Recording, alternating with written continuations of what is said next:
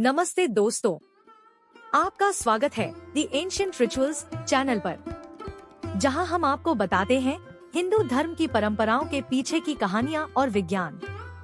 आज हम बात करेंगे एक ऐसे विषय पर जो हर शिव भक्त के हृदय को छूता है।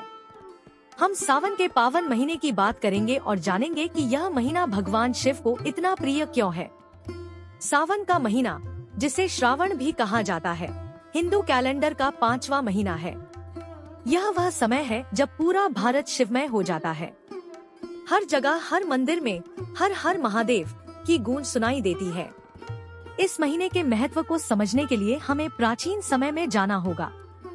तो चलिए इस कहानी की शुरुआत सती के जन्म से करते हैं। माता सती, जो स्वयं आदि शक्ति का अवतार थी, दक्ष प्रजापति के यहाँ जन्मी थी। बचपन से ही उनका हृदय भगवान शिव की भक्ति में डूबा रहता था। जैसे जैसे वे बड़ी हुईं, उनकी भगवान शिव के प्रति भक्ति और प्रेम भी बढ़ता गया। लेकिन उनके विवाह के बाद स्थिति बहुत बदल जाती है। दक्ष ने एक बड़ा यज्ञ आयोजित किया, जिसमें उन्होंने सभी देवताओं को आमंत्रित किया, किंतु भगवान शिव को नहीं बुलाया। माता सती के लिए यह असहनीय था।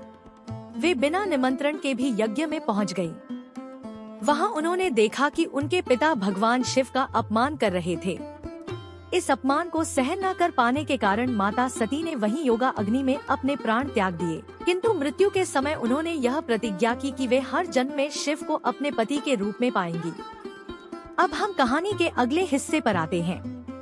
माता सती ने अपने अगले जन्म में राजा हिमावन और रानी मैना के घर पार्वती के रूप में जन्म लिया। बचपन से ही माता पार्वती को भगवान शिव से मिलने की गहरी इच्छा थी। और फिर आया वह खास समय, सावन का महीना।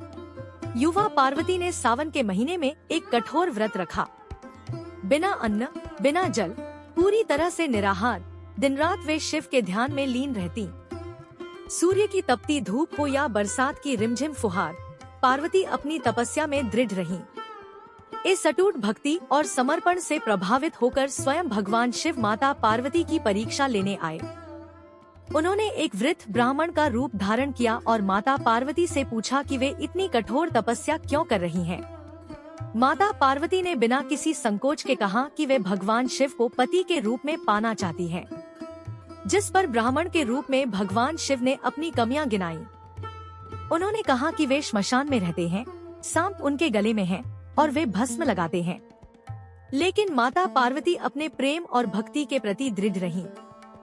उन्होंने कहा कि उनके लिए शिव ही सब कुछ है। इस निष्ठा से प्रसन्न होकर भगवान शिव ने अपना असली रूप प्रकट किया और इसके बाद माता पार्वती से विवाह कर लिया।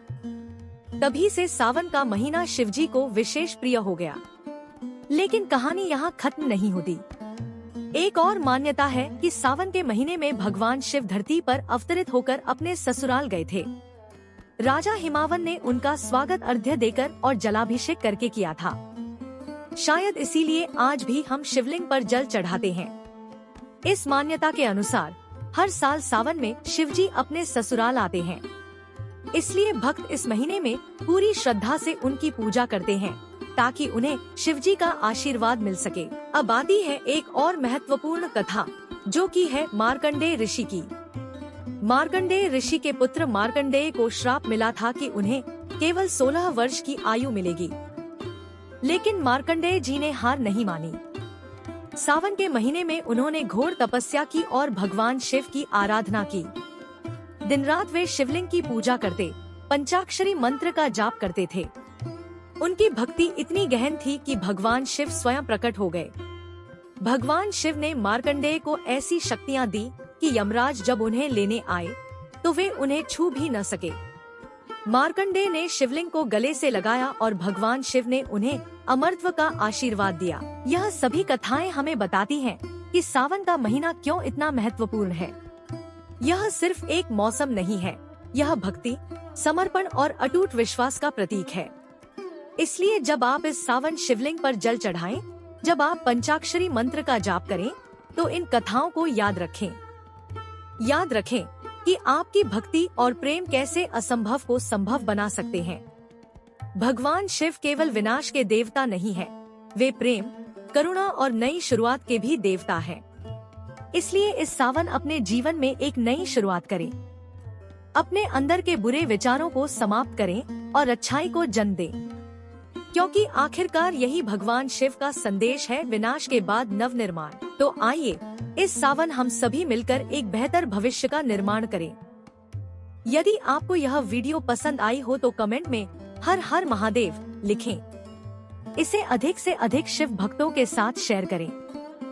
साथ ही चैनल को सब्सक्राइब और बेल आइकन को प्रेस करना ना भूलें। हम मिलते हैं आपसे अगली वीडियो में और भी रोचक कथाओं के साथ।